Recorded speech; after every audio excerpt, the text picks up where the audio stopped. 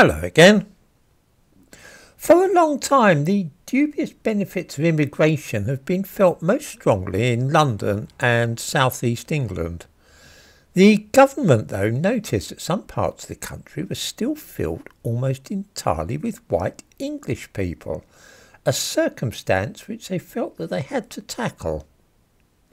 A national strategy is now operating, which means that the Home Office can simply order local authorities to take what the government feel is their share of illegal immigrants. The councils concerned sometimes have to buy houses to accommodate these people.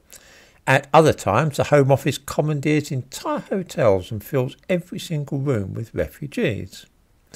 In Washington, in North East England, on the Tyne, this has been a very noticeable trend, with the local authority buying up houses and then using them for African families. In the city of Stoke-on-Trent, the whole nature of the city has been changed dramatically in some parts by the importation of hundreds of refugees. Nobody has been consulted about this, and local people are finding that some parts of their city now feel unsafe. This began, of course, when Stoke started taking Syrians and Afghans a few years ago, but it's now accelerating.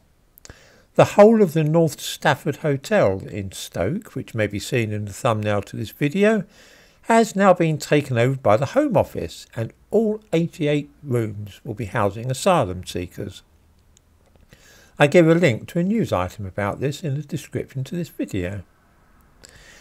A natural consequence of all this in the north of England is that smaller provincial cities are beginning to see the same kind of crimes which were once rather a London thing.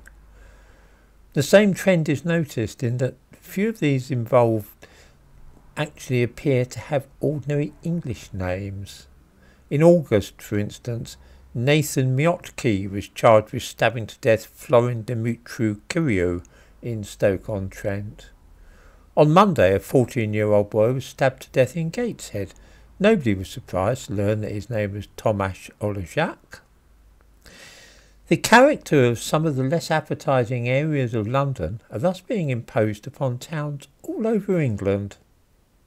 Everywhere you look these days, it is the same. The new Home Secretary says that she hopes to reduce immigration to the tens of thousands, but I think we've heard this gag so often that it's beginning to wear a bit thin. We know in our hearts that this year's immigration figures will be higher than last year's, and that next year's will be higher still. Listening to what we are promised is pointless and depressing. It's much better to see what is actually being done. I'm guessing that most of those watching this video will know about all this, and wherever they live in England are likely to have seen this same trend taking off in a big way lately.